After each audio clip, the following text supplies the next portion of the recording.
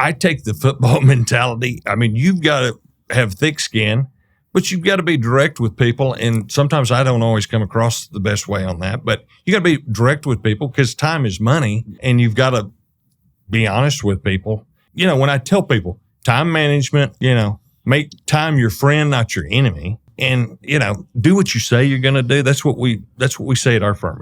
If I tell you I'm going to do it, I'm going to do it. And if I get delayed, here's why. But always communicate. Don't leave them hanging. And I think that's what happens. And I think a lot of people, this new generation, I call it, they're used to texting or emailing. And we're saying, pick up the phone and call people. People still want to be called.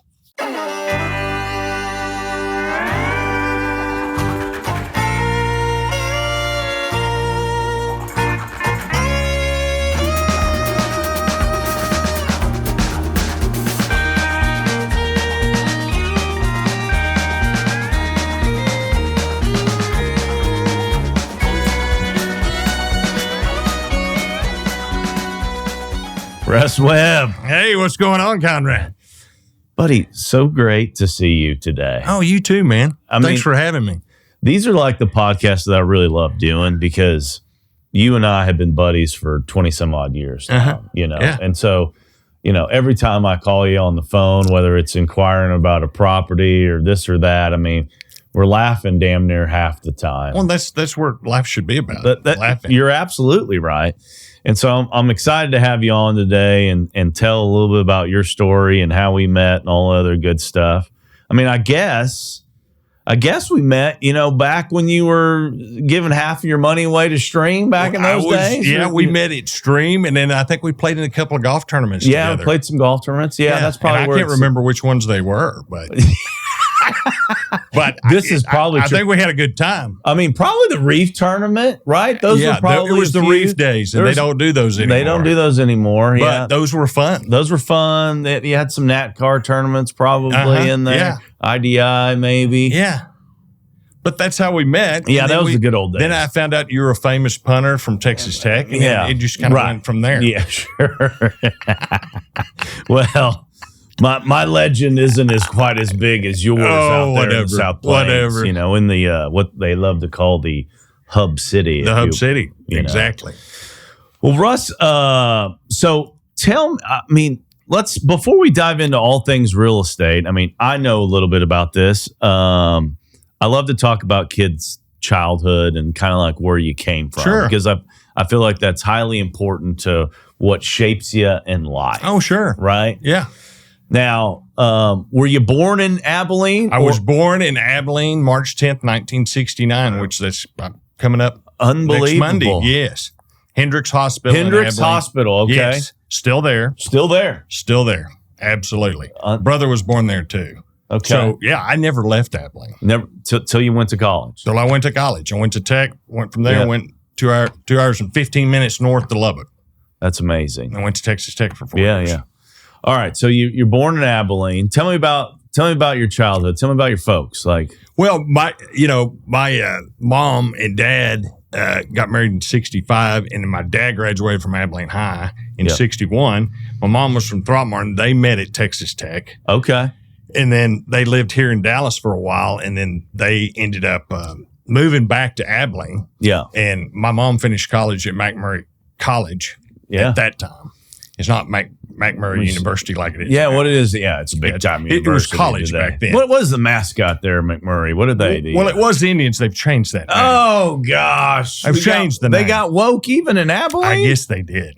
But maybe they'll get back to that. Maybe it'll But I always think of them as the McMurray Indians. Okay, fair enough. So anyway, they moved back to Abilene. They had me, and then my mom finished college while she was pregnant with my brother. Wow. I mean, literally took her business classes. Yeah. And then had my brother shortly thereafter. So, yeah, we lived in Abilene. I went to elementary school, junior high, graduated from Cooper, played football, did all the fun things. What did mom and dad do growing up? Like, tell me what did dad do? Like what? Well, my dad was a CPA to begin with. Okay. And he was a comptroller for West Texas Utilities. Okay. And then I think he always said April Fools of, I don't know, maybe 1976, he just struck out and in those days, it didn't take long to get your broker's license. So he just went ahead and went into real estate. Okay. And hung a shingle at Citizens Bank in downtown Abilene.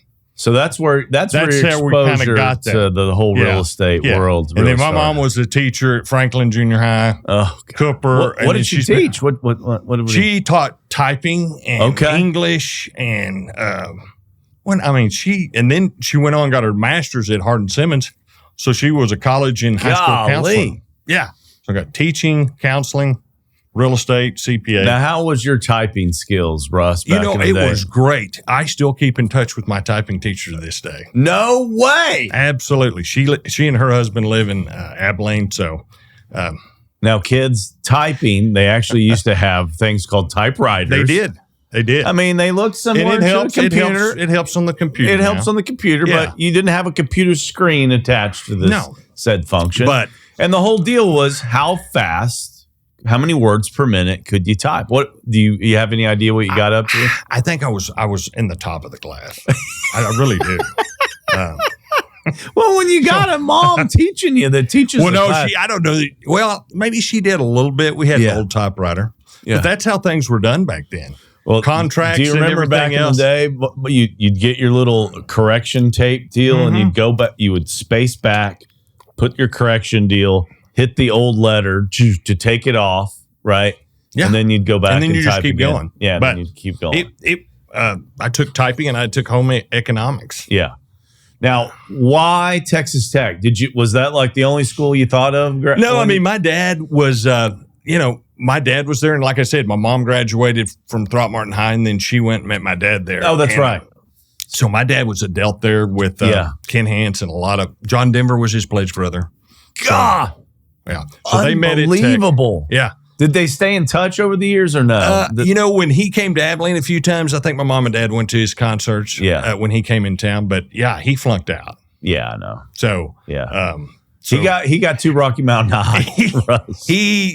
As Hance says, he didn't go to class, but he could play the guitar. He can play the guitar, yeah. But, there was a bunch of those in the Delt fraternity that were kind of CPAs, and Hance was in there and some other people. So, it was... So that's why I always went to Tech, because my parents always took me to Lubbock. Yeah. Always took me to Lubbock. My aunt went there. Yeah. She was in a sorority. She met her husband from Lubbock there. So it was a natural thing. Yeah, for sure. And so the first time you see that horse run out. It was great. And that's when Jones Stadium was a lot smaller. It's not like it is today. As they say in West Texas today, Russ, that place is high cotton. It really is nice. I mean, have you been out there to see it? Yeah. I mean, they've done an incredible job with that south end zone. I mean, I think it's the prettiest stadium in the whole state. I might be a little biased. Oh, there's no doubt. It's unbelievable. At one point, though, see, when we played football, we used to play Midland Lee when Spike Dykes was there. Yeah. We played Permian, all of that. But Ratliff Stadium, I always thought was the nicest stadium when you played Permian or Odessa High. Right. That was the place. And I even thought it was nicer than Jones Stadium at one time because the facilities, everything. They had their own guy. They had a pump jack you there. were playing against Permian in their absolute peak. Yeah, that's right. When they, I think the year after they filmed that movie. Yeah, so Gary Gaines was the coach when I played. Yeah, that was peak Friday Night Lights. Yeah. You were playing against them.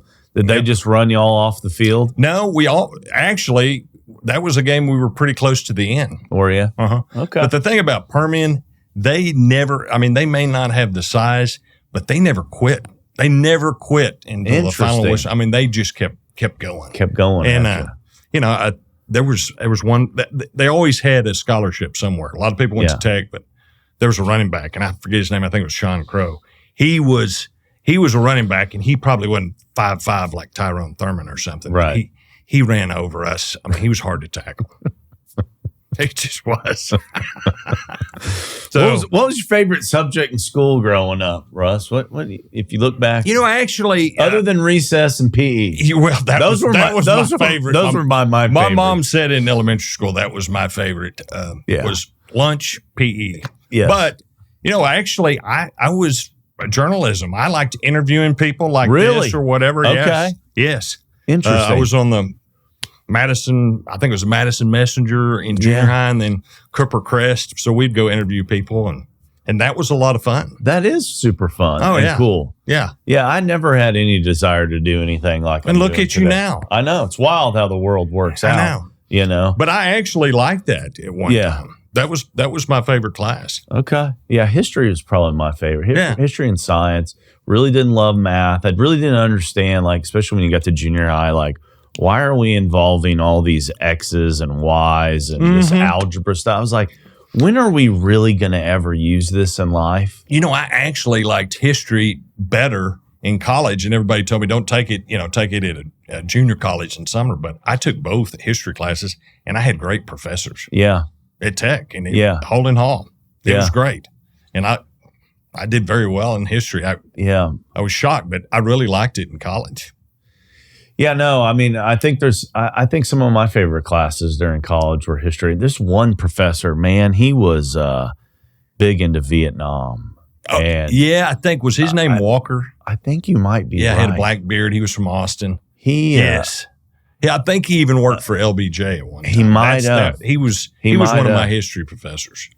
But, I liked history and things that just made sense. But I still think like they should be teaching kids how to balance a checkbook and what interest rates are instead of teaching algebra. You know what? Like, if you want to go down that algebra calculus path, wonderful. Give those kids that option, and hey, y'all are going to be engineers someday, right?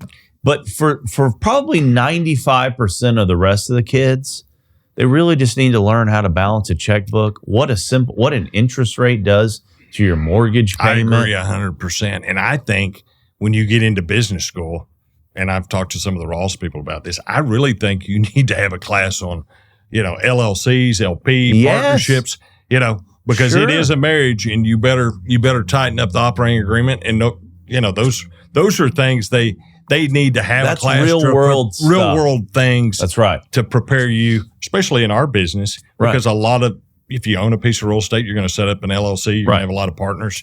For sure. But I would love to see us have a class like that, because you're right. We need real world classes that you're going to say, okay, I did that at Tech. I'm ready for it. Yeah. Not that I didn't get a good education, but it would have been nice to have some of those. For sure. Because I just learned after I got out, kind of by going through the process on everything. Yeah. So anyway. All right. So you graduate from Tech. What's your first job after college? What do you get into? I had some good mentors, but when I got out, and it was spring of '91, that the economy was kind of down. Yep. So I didn't go straight into real estate. I don't know why. I wish I would have. That's all right. But I went to work for Western Marketing at Abilene, and there's a guy named Richard Hastings who was top salesman for Texaco. John Thacker, they were partners. They had just bought a place in Amarillo called the Airspeed Oil Company. Okay. So I went to work for them for 1 year. Yeah. And it was great. I mean, Richard was one of those that was door-to-door sales. Yeah. He would question you. He would quiz you on where have you been? Have you knocked on that door? All of that. Yeah. And so he was a great mentor. I just didn't like Amarillo. So it gets cold up there, Russ. It does, and the wind blows like it did the other day too. Boy, it does. Big time. Yeah. So anyway, then I had a friend from Abilene that knew some people in Tulsa, Oklahoma. Oh God. They had just bought a facility in Arlington, Tolco Oils, and so I had another mentor, a guy named Jack Booth. He was hardcore Vietnam, Korean vet. And come in early, stay late type of guy. But he taught me a lot too. Yeah. So I was there with them probably 9 years. And then Mike McBean called, because he and I were on the Ross College of Business Scholarship Committee together. So he hired me. I learned a lot from him, was there for 10 years. Then were you at Stream for 10? 10 years. Yeah. Wow. I didn't realize it was that long. Yeah.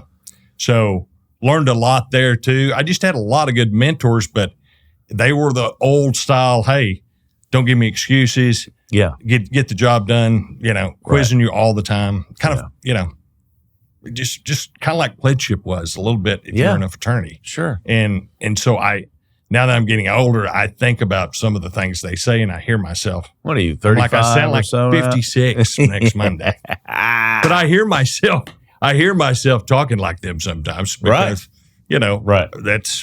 that's kind of the way it is. So, yeah, I went from Amarillo after Yeah. I graduated from tech here in Arlington, been in the Metroplex, and then I, So you've went been to work here for Stream. And then started Silver Oak in June of 2011. Great name, by the way. Yeah, it is. Phenomenal wine. It really is. Well. Yes. Not a lot of people know that they have a commercial real estate arm here in Dallas, Texas. We checked all that. Trade names. We did. Yeah. We did for sure. But anyway, yeah. So tell me about, when you spent all this time at Stream, you learned a lot about blocking and tackling and all that. How did you decide? I mean, because a lot of people, at least here in DFW, know you as kind of like the mid-cities type like South Lake, Flower Mound, Keller, that's kind of your backyard and hood. Yeah. Yeah. I mean, you drive around, there's Silver Oak signs everywhere out in those parts, right? How did you decide, like, did anybody guide you at Stream? Like, hey, go. No, and that's what I tell people. It was kind of the Trammell Crow style open office. And it was kind of like, hey, get your Rolodex out and start calling on people. So that's just kind of what I did. And really nobody in the Stream office was covering Tarrant County. So I just went over there and I started knocking on doors because that's what I was hired to do is the tenant rep, start the tenant rep department. Yeah. So I just went to a building off Airport Freeway and I just started knocking on doors. Yeah. Well, there's one bad landlord, and this was right before or after 9/11. Yeah. And I just started knocking on doors. Well, I got 3 or 4 tenant rep assignments, and I put them in the other building behind. Yeah. And a guy by the name of Bob Myers here in Dallas was part owner in that. And he's like, man, you're really hustling. I really like what you're doing. Well, then he gave us 2 or 3 buildings to sell. And then that kind of got us going. Got it. So what I tell young people now is activity creates activity, but you've still got to go knock on doors and go see the people. Yeah. Whether you're with a big law firm or you're with a big real estate firm or any sales whatsoever, it's the one-on-one contact. You still get out and knock on doors? Absolutely. Do you really? Absolutely. That's Absolutely. So great. Yeah. No, I do. I love it. And I still love to cold call because I do too. That's kind of how, again, up in the Panhandle in, liberal Kansas, that's what you did. You went and you called on people and you stopped at every stop. Yeah. And so that, like I said, that was a good training ground because Richard had done that when he was at Texas. Right. So, but yeah, I really believe in that. I think it's really important, honestly, to have real world sales experience, regardless of industry, before you get into commercial real estate. Like, I think that gives you a little bit of a head start. If you look at all the people that are doing well in commercial real estate now, they started at Xerox or they started door-to-door cold calls with some big company and then decided to get in real estate. That's right. But I think you went straight into it. No, I was a recruiter for about 3.5 years. So I made 100 to 150 cold calls a day. Yeah. And I learned to sell over the phone, and that's still my preferred modus operandi, if you will. Right. My partner, Greg, he's the guy who still loves to get out and knock on doors. Oh, yeah. And then, we tag team stuff. And if the decision maker isn't locally, he just kind of flips it to me. And then I'll call the guy in New York or figure out who we got to get to. Sure. And so, but I just think learning some of those real life experiences. We didn't have Google. We didn't have cell phones. Right. Back when we first started. So, I mean, you just got to get out there. Technology is totally different now. Oh, boy, is it you ever. couldn't go on to Google and research a company. Now, Russ Webb, have you been on like this Chat GPT stuff yet? I have not. No. Do you know what this is? I've heard about it, but no. I haven't had time to look into it. It'll blow your mind. Really? It'll blow your mind. What do you like about it? Well, let's just say you need to write a paper or something. Or I'll give you an example. I'll give you a real life example as of like 2 days ago. Elon Musk has on Twitter or X or whatever, there's a little button called Grok. Not Gronk, but I think Grok. Mm-hmm. Grok. And he's like, you need to start using that. It's better than ChatGPT. So I click on it the other day, and I usually go and I do these RV trips with my kids in the summertime. And my wife, good. Okay. And so I'm plotting where I want to go. Okay. Yeah. So I literally go into Gronk. I'm not exaggerating. And I say, okay, I want to plan an RV trip in this month for this amount of time from Dallas, Texas, all the way to Whitefish, Montana. Okay. I hit go. I'm not exaggerating you. Within 10 seconds, it says, stop here in Amarillo. Here's the best place you should stay at. You can go on a hike here. Here's one of the best restaurants. Then it tells me my next stop that I could go on. Then all the way up. So did you just start doing this last year? Or probably a year and a half, 2 years ago, whenever I guess it first came out, the chat GTP, people were like, you got to use it. Yeah. And so now if I need to like send like a long email or even a post sometimes on LinkedIn, you literally can say, tell it, this is kind of what I'm thinking of. And so what I've heard from professors now because of this technology is now the professors in college are making the kids basically do in-class assignments without their laptops and stuff, because now you literally can just go to ChatGPT or whatever you're playing on AI, and dude, it can write a whole paper. It's incredible what's happening with technology. It really is. I mean, it really is. I mean, that's interesting. I'll have to do that sometime. I guess if you're going on a ski trip and driving to Colorado to ski, it will give you every single stop. Yeah. I mean, it literally was like. It's that crazy detailed. It blew me away. You'd have to call and schedule or plot it out and then search. Or stop it in Amarillo, the big steak place every 2 ounce or whatever it is. That's interesting. Yeah, it was pretty wild. That's cool. Yeah, that's cool. All right, so tell me. So you spent 10 years at Stream. Why do you decide to start your own gig back in the day? It's kind of like I was saying earlier. My dad got tired of working for the corporate world, and he always just wanted to work for himself. And I heard that all the time. Yep. And I kind of got to that point where I'm like, you know what? It's time to do something different. Nothing against Stream or anything like that, but it was time to do something different. So we joined forces with Leanne Brown, who she's top leasing agent out in South Lake in Colleyville.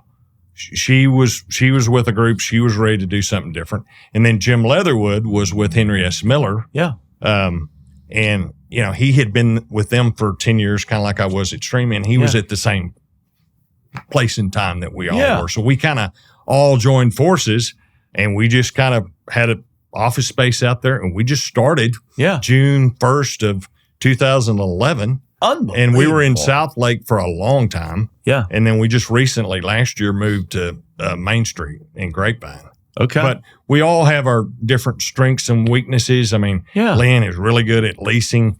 Jim is really good at site selection. He does a lot with some big clients as far as site selection all over the state and sometimes into Oklahoma. And then I've just kind of, being what my dad did in Abilene, you used to have to do residential and commercial back in the day. Sure. Well, especially in small markets. In small markets, they don't do that now. Yeah. But he went and did straight commercial real estate. So I've kind of done industrial. I've done land. Yeah. I've done some leasing. I love to sell buildings, garden office buildings or investment property buildings. Yeah. Those are always kind of been my forte. Yeah. Then after COVID, I decided to kind of splinter off into farm and ranch, and that's become a good niche for us. Nice. As far as, getting into a market that, a lot of people are in, but I thought, I own my own property. I know about minerals. I know about oil and gas leases. Why don't I just do this myself? So and after COVID, so many of those folks out west. And so a lot of families started calling me that, either matriarch, patriarch, somebody died, and they said, hey, would you want to sell our property? I said, sure. Yeah. So one led to another. And probably after COVID, I think I sold 3 or 4 ranches in that Throckmorton area. And then it's just kind of, I don't do it all the time, but I like doing it, and it's becoming a bigger, just another avenue that we can use with our firm. I think ranch real estate is fascinating. Oh, it's unbelievable. And some people don't know how much of the minerals they own. Right. So we have a landman that's really good. Now, do you got a little gator that you I take have a gator. I have a trailer. I have all that. Oh, yeah. But it's just fun. And we just recently picked up some listings in Shackelford County outside of Albany. Yeah.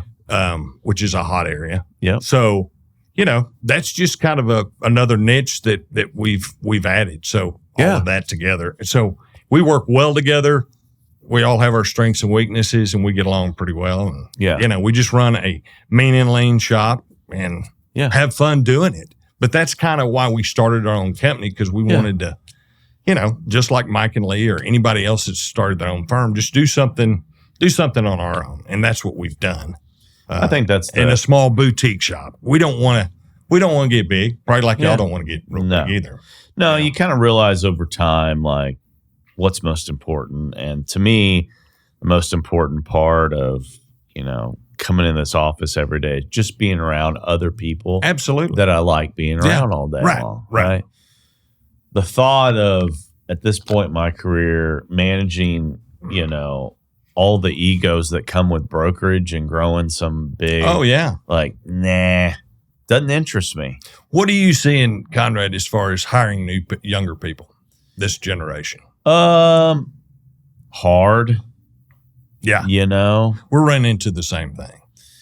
And I think the challenge is this generation didn't get whipped enough growing up. Well, and I'm not saying physically as much as it just like the work ethic that it takes to survive in this business long enough to make it. Well, and I think they've had too many things at their fingertips from college or whatever, like we were just talking about. Sure. That they can do the easy way out instead of actually researching things. Right. So, and that's what we've tried to tell some of our younger agents that have come in. There's going to be times that you're going to have to come in early to the office and stay late. Right. You know that. Right. And it doesn't mean you're going to do that every single night of the week. But we kind of have a motto at Silver Oak. We are going to put ourselves in our clients' shoes, and we will stay late, come in early until the job gets done. That's right. And we do that. We deliver on that, and we can multitask. But there's so many people, including certain clients, that they cannot multitask. They can only do one thing at a time. Right. And that's frustrating with the new generation at times.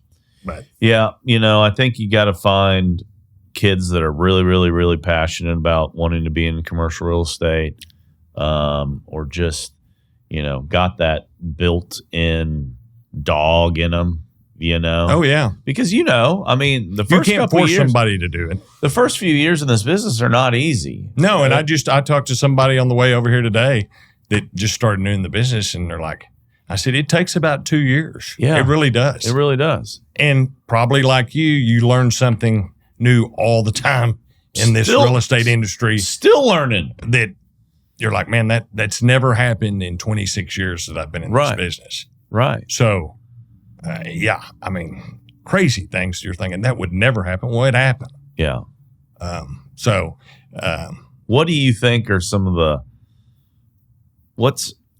would you have done anything differently at Silver Oak? And I'm mainly asking this from an entrepreneur perspective. Like, what lessons have you learned by starting your own shop? I think, again, I would recommend to somebody probably like you have with starting your own company, make sure you have a good operating agreement and you have a good idea of what you want to do, common goals, because you get more than two partners, it can get a little dicey. Yeah. And so you need to make sure you have somebody, a good attorney that can direct you as far as setting up the LLC. And the operating agreement, as we found out, that's huge. Sure. And that's what I would love to see some of these colleges start teaching classes. And I think it'd be phenomenal. That'd be highly beneficial. That's the first thing I would recommend to anybody. Make sure you know who you're going into business with. Yes, and make sure you have a solid operating agreement. Yep. Minutes are fine, but minutes are only a reference point. Yeah. The operating agreement, that's what an attorney told us. The operating agreement is what survives everything. Yeah. and just make sure that you're proactive on that and you stay on top of it. And I think we've done a good job of that. Would you have, when you look back, should you have done it sooner? Or no, I think everything happens for a reason. And I think Leanne was at a place where she was ready to go. Yeah. I think Jim was at a place where he was ready to go. Okay. I was at a point where I knew it was time to go and do something different. Yeah. And why not do our own thing? Yeah. And do it together and pull our resources. And I think that's what's been fun. Yeah. And we've all pulled our strengths and weaknesses together to make it fun, but also make it a firm that people know who we are. Sure. Sure. What would you say was your first, tell me a story about your first big deal in commercial real estate that you're like, wow. Well, the first big deal was when I was at Stream, and it was a property in Flower Mound. This was probably 05, 06, when Flower Mound really wasn't developing, between 1171 and 407. And there's a company out of Colorado, and they hadn't quite foreclosed on this land, but there was a building right in the middle of the land. It was about 27 acres. Yeah. And it was a big deal. And that kind of taught me how to get through the city politics, bring in the engineers, P&Z, council, and then, it took us about a year or so, but we sold the building to a user in Flower Mound, and then we sold the remaining property around that. And that was a big deal. That was a big deal. And it's still kind of a big deal, but it was like one of those, wow, man, that work paid off. Right. But that's what it kind of gets into too. And commercial's different from residential. It all depends on the temperament or who you have on the council in these cities in Dallas-Fort Worth. Yep. Would you agree? Yes. And especially if you're doing a development project. Right. It can be very cumbersome.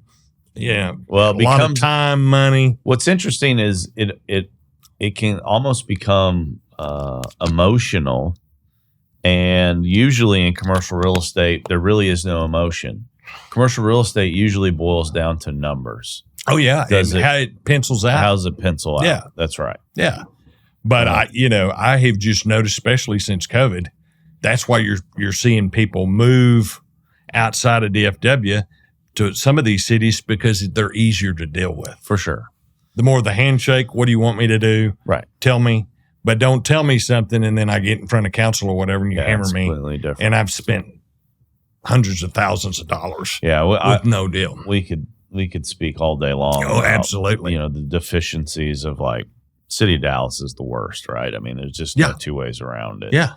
And that's why there's so much development that's going to all these burbs, is because it's just easier to deal with these other cities. Right. They're there to help, versus City of Dallas is kind of more on the lines of they just want to be an obstacle. They want to make it difficult on you. And that just doesn't win business. Ultimately. Well, and I've told some of the city people, just be honest with these developers and tell them what you want, or if it's not going to work, it's been fun, but let's do something different. Yeah, don't waste time. And because fees, there are people right now that are making architectural. Yeah, they're making it they're making the land a lot better use, but again, they're having to go through hoops with certain city council people and some of the city planners and everything like that. Right.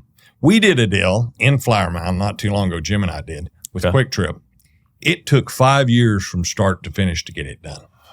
So, and that was a lot of pulling, punching, everything else. And that's what people don't understand.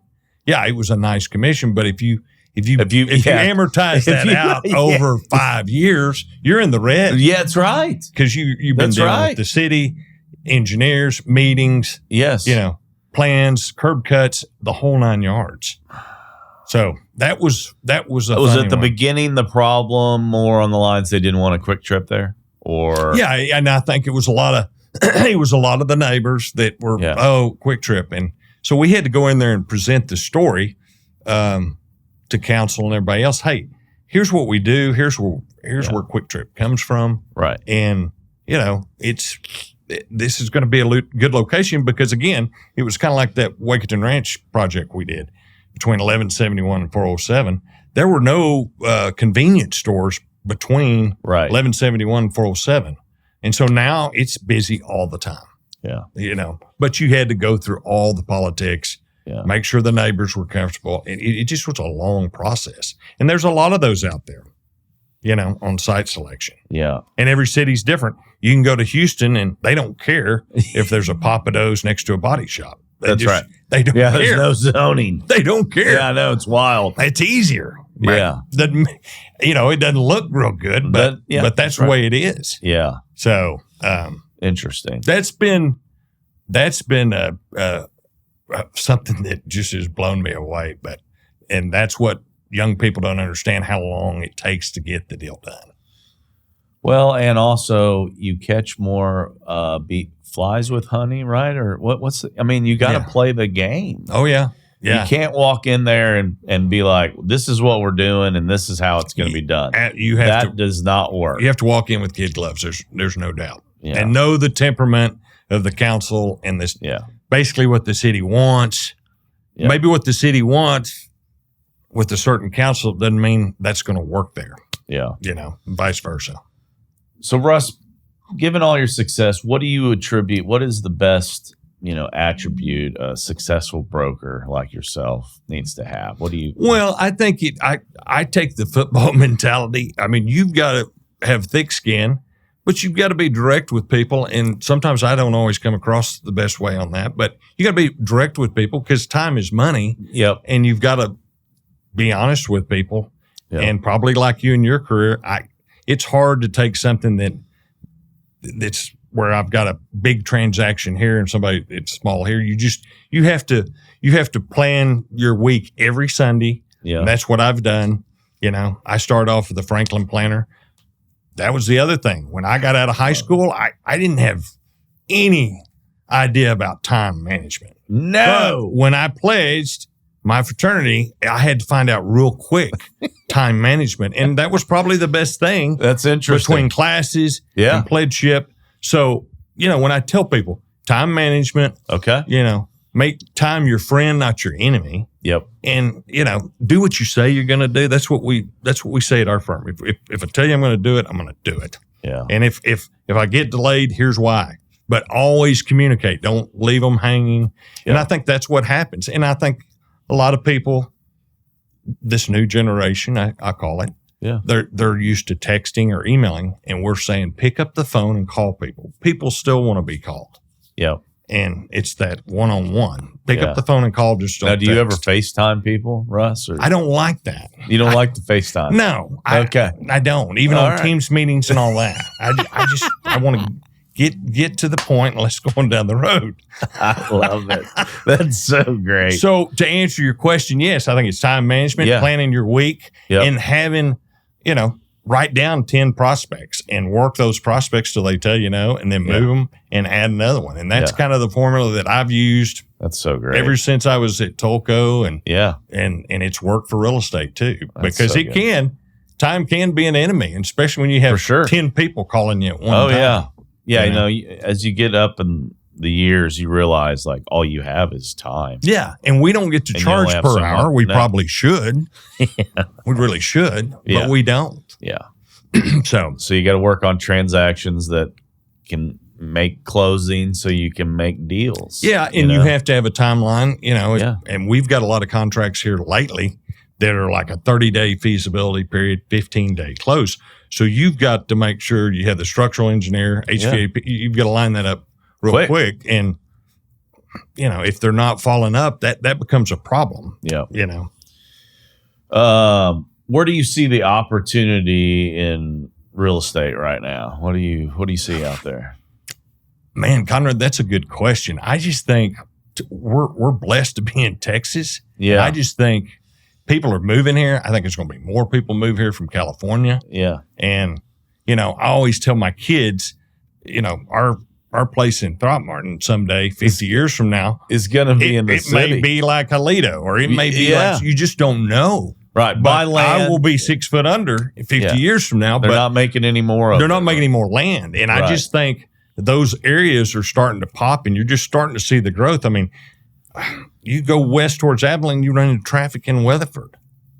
Right. And you used to never see that. So, well, what blows my mind now is like when you leave kind of Fort Worth and you're on 20 heading west, you like there's no gap between Fort Worth and Weatherford now. It's like there's it's backed up just like the tollway. So and it's crazy. But I think if somebody gets in front of a site and out west, north, south, east, right from the Metroplex, yep, I think, get a piece of land there and then have it, be in the way of progress, as my dad used to say. Amen. And I think we have a lot of opportunities, and that's why I'm kind of glad we're involved in Farm and Ranch, because that's just a different avenue that you get to see in some of those areas out west. Yeah. Now, when you put your Farm and Ranch hat on, do you have another business card that has your picture on it? No. Or no. I just have one card. Now, do you put it now? Do you put a cowboy hat on? No, I mean, do you ever wear a cowboy hat? Oh yeah, okay. I do.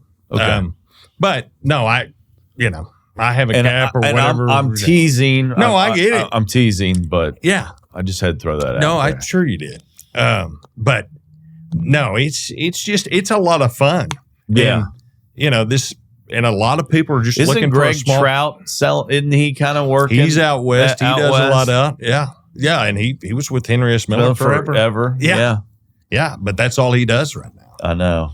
Maybe that's my end game. You would be good at it. Colin. Maybe that's my end game. Maybe I sell ranches at the very end of the career. We'll see where it goes. But there's a lot of people that just, whether they go to Possum Kingdom or Granbury. I think it would be cool. Granbury's exploding now. You've got people from Abilene that are retiring out there. You've got people commuting from Granbury to Fort Worth and Dallas. I mean, I have friends that have a lake house, and then they come in maybe a couple of days a week. Yeah. But see, that's how things have changed, and that's another thing. I know people are trying to get everybody back to the office, but that's tough. I had somebody call on a building in Fort Worth, wanted me to list it, and she told me her price, and I just said, hey, office is still tough. Yeah. It's not like industrial. It's not like anything. Especially if it's, B or C office and there's just no amenities in the not building, enough parking, or not enough parking, or it's not well located, it's not in a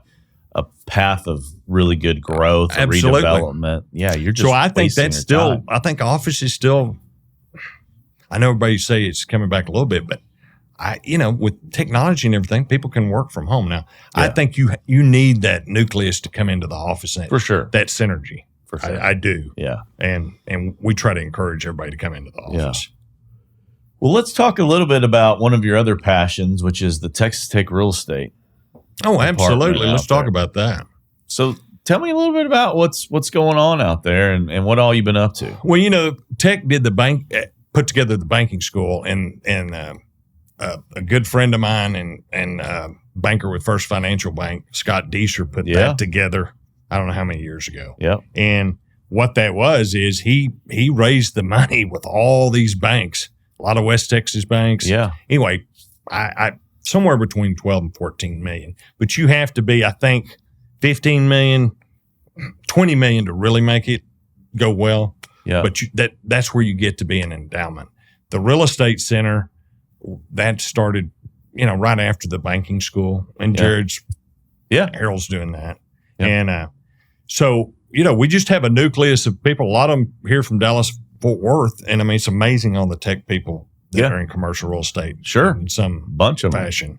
So I think we're getting to about 5 million, I think, right now, but we've still got a ways to go. Yeah. And so that's what we're trying to get to people to try to donate and to where they can, whether it's small, big, or big donation, whatever it might be. But, you can also spread that gift out over 4 or 5 years. Right. But I'm glad we're doing it, because I think, as you and I've talked about, and you've been to the events, I think it'll be something that we can attract and especially have good synergy with the banking school and the real estate center. For sure. And So I'm excited about it Yeah. because UT has one, A&M has one. Yeah. So, but we just need to get to that endowment level, and that's what we're working towards. And I think we'll get there for sure within a certain period of time. For sure. Especially if the economy keeps doing going. what it's doing. Yeah.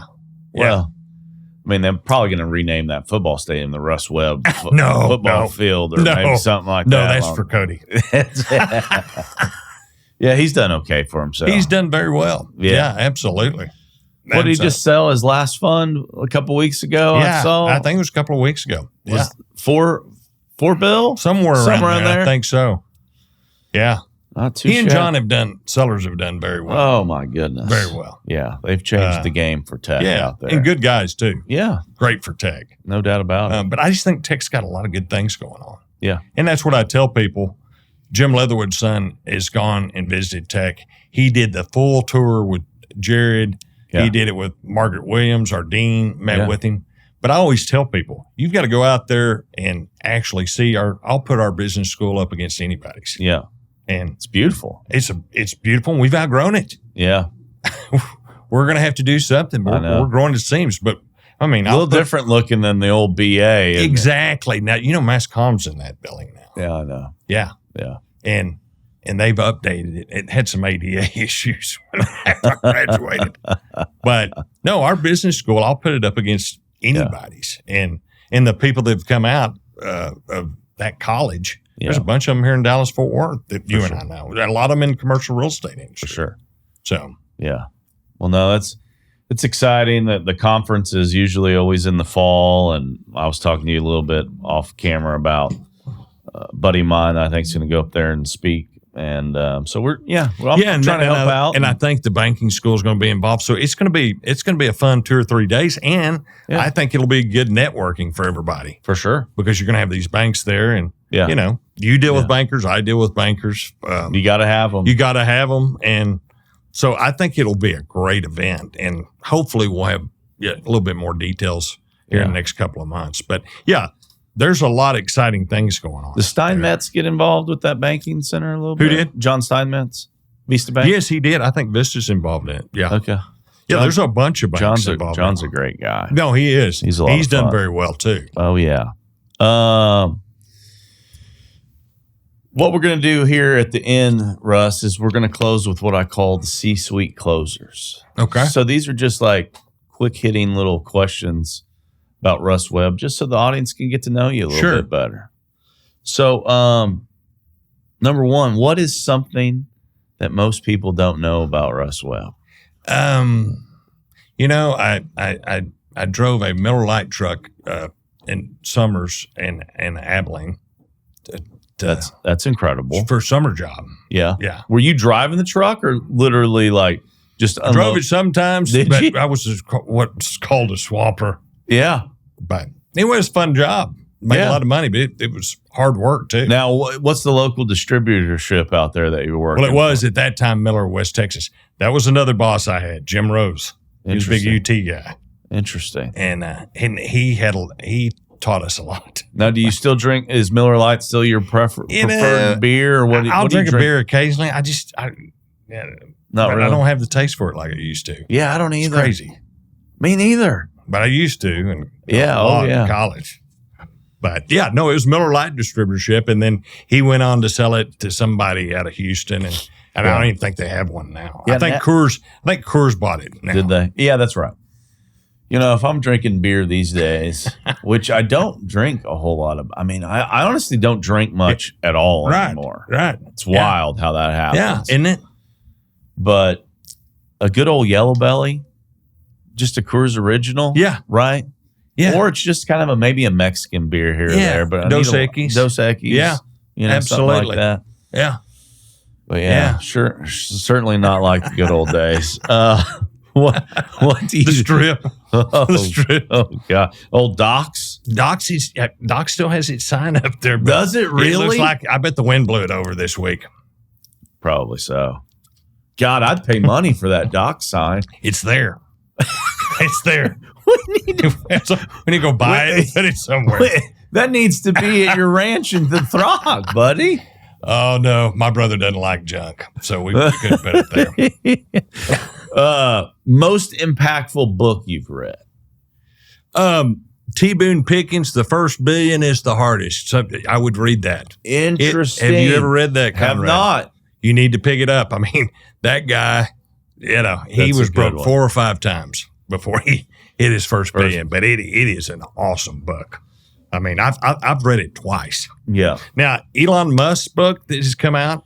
I need to read that. I'm halfway through that, but that's a good book too. I mean, it talks about where he came from, and I mean, I love those. I heard he had a pretty tough upbringing. Yeah, yeah. And he's a hardcore manager too, probably like Trump. That's just where it comes from. But I'm halfway through that. But it's a large book. Interesting. Yeah, try it out. Top 3 bands on your Spotify playlist. Boy, people make fun of my playlist. I've got. I mean, who Methodist hymnals, Elvis. Elvis is a big deal to me. Really? Love Elvis. Would have never thought that. Love Elvis. Okay. I mean, we have. What's the favorite Elvis song? If you can only listen to one Elvis song, what are you picking? I like My Way. And that's a good one. Frank Sinatra did it, but I think Elvis does it even better.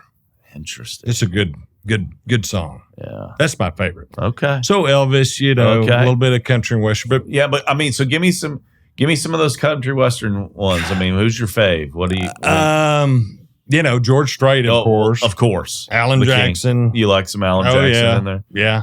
Elvis. Now, were you listening to Jerry Jeff when you were at Tech? Absolutely. Okay. Now, I don't have him on my playlist. I get back into Jerry Jeff a little bit. I was more in the Robert Earl Keen, and I like Robert Earl Keen. Yeah. Yeah. Robert Earl was coming on when I was there. Yeah, he was, I think, at A&M a lot when my brother was down there. So yeah. He's an Aggie. But yeah, I love his music. Back in the day. It's the best. And Willie Nelson. I mean, yeah. I gotta love Willie Nelson. Yeah, I mean, politically, he's on the wrong end of the spectrum for me. But man, he's still hanging in there at 91. Yeah. That voice is incredible. Last year, I went down to outside New Braunfels. They have this new amphitheater right on the, what's the river down there? The Guadalupe. Guadalupe, yeah. It's called the Whitewater Amphitheater. I've heard of it. Yeah. Which, by the way, if you're ever down there and there's a concert going, like, have you ever been to Green Hall? Oh, for sure. Yeah, I love Green Hall. So, I mean, Green Hall, that's a completely different experience, right? Like, I mean, that's 100-year-old it's the oldest dance hall in Texas. Look it up if you're listening. It's an incredible experience. But they built this, it kind of reminds me of like Katy Trail Ice House, right? A bunch of live oaks everywhere and tables, and then they got a big stage. But anyhow, Robert Earl opened for Willie. Wow. I got to literally listen to Robert Earl and then Willie back to back last year. Incredible. You need to come to out between Albany and Breckenridge, Texas, to Polo on the Prairie, April 26th. They have Charlie Crockett's playing this year. No way. We've had Dwight Yoakam, and it's a fundraiser for MDA. Conrad, you and your wife need to look at that. I'm going to make this happen because... But it's a big concert, and it raises a lot of money for MDA. So, and they've had Dwight Yoakam. Charlie Crockett's coming this year. Yep. Did you know Charlie Crockett was born and raised in the Rio Grande Valley? I did not know that. San Benito, Texas. He's from Freddie Fender's hometown. Really? That guy's got an unbelievably unique voice. Oh, yeah, he does for sure. He's got that taco cowboy hat. Yeah, he's kind of like a Charlie Pride. I like Charlie Pride too. Oh yeah. I mean, I'm those old school. Music Willie, people. Waylon, Merle. Waylon's outside of Littlefield, Texas. Yeah, Buddy Holly. Yeah, I love Buddy Holly too. Russ, hold on. While we're on this West Texas deal, you ever go to Bob Wills Days? I have not. Now, is that that's the one that's in Turkey? Turkey, okay. I saw something on that. Out there have you been? When I was in Tech, we went out there. I've never been. I would love to go. I bet that's good. It's pretty good. I know some people have gone to that. It's pretty fun. Isn't it coming up, or is it? I think it's in April or May, something like that. And it's right off 287 as you're going to Amarillo, I think. Yeah, I mean, Turkey's not far off. Texas, It's right on the edge of that Cap Rock. I would like to do that. That would be fun. That would be fun. But you need to look at Polo on the Prairie. That is MD Anderson, and people come from all over. That's incredible. And it's barbecue and polo match, and then they have a big entertainment right there. Unbelievable. And love that. Okay. If you could have coffee with one historical or famous figure, who would it be? Donald Trump. Donald Trump. Yes, I've dreamed about that. Wow. I'm a Trump fan. Oh, I'm a Trump fan. Yeah. No, but I think that would be cool. I think you could make that happen. And I think it would be interesting. Again, he's done very well, yes. And he's probably a lot of times like T. Boone Pickens and other people that have made billions, almost gone broke. Sure.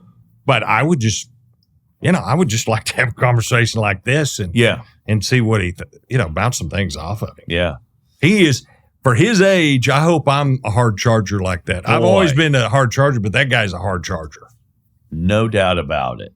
I mean, what an unbelievable work ethic and drive for somebody that's at that age. It's unbelievable. And from what I've heard from people that played golf with him, it's fun. He doesn't. They said George Bush, when you play golf with him, he just wants to keep going.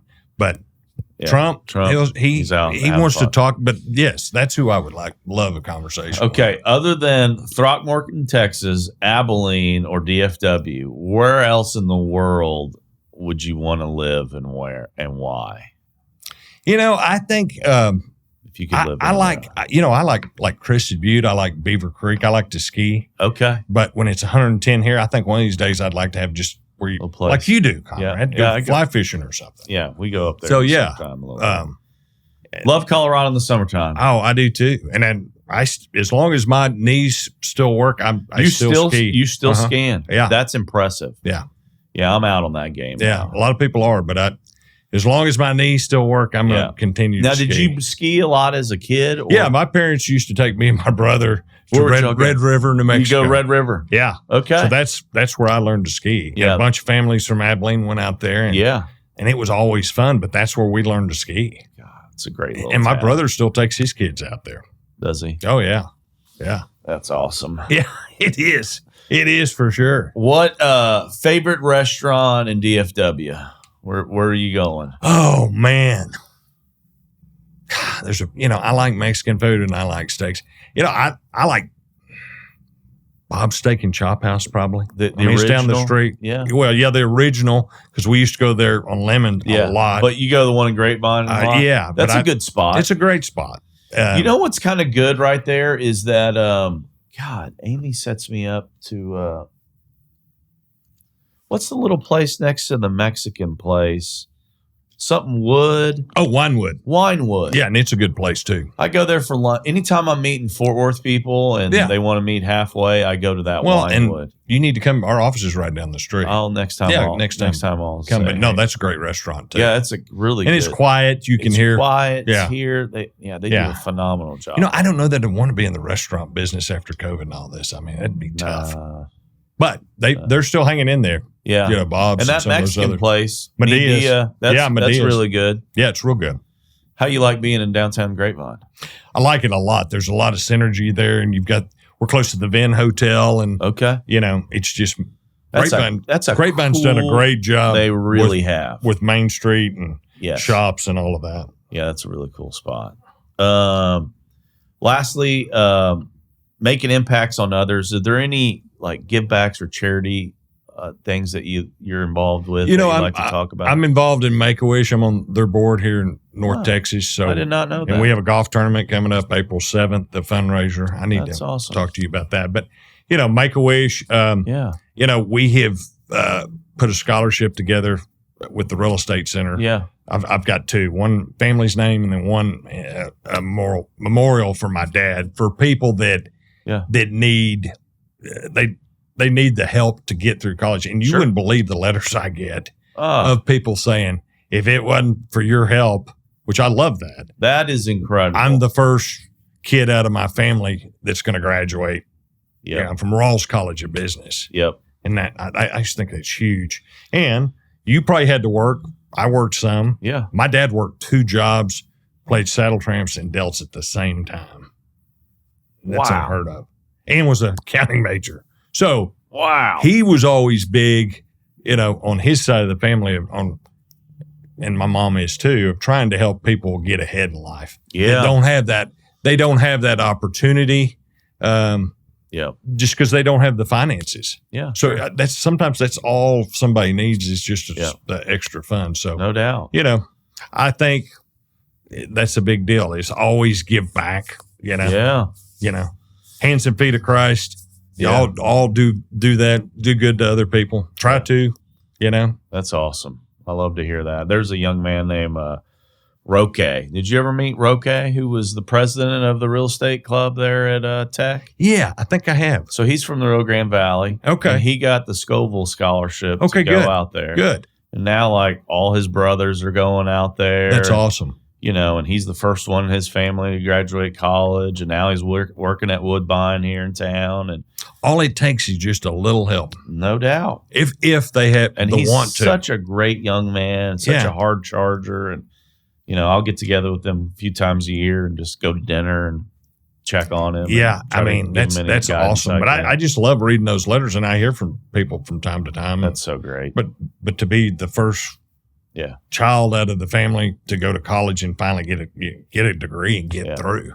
Yeah, for sure. And that's what my dad used to say. If you really want to get through college and you have the drive, just like real estate, there's ways to work and scholarships. Somebody's going to help you along the way. For sure. Well, that's the beautiful thing about our country and especially our state, right, Russ? Oh, absolutely. We're good people here, especially it's a good place to be. Amen. Well, brother, thanks so much for coming on today. Thanks for having me, Conrad. This was a blast. It's always fun. If y'all need any help with anything, Farmer Ranch or anything in the mid-cities, you call Russ Webb. He's your man. Thanks, Betty.